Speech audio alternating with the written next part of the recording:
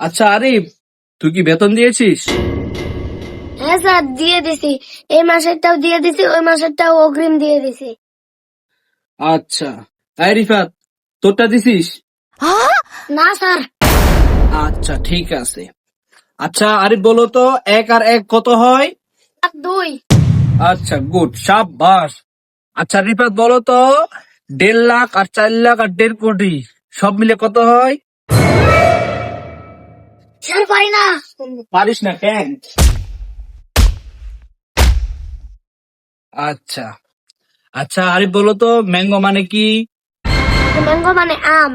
আচ্ছা গুড। আচ্ছা রিফাত, বলো তো চুদলিং পং মানে কি?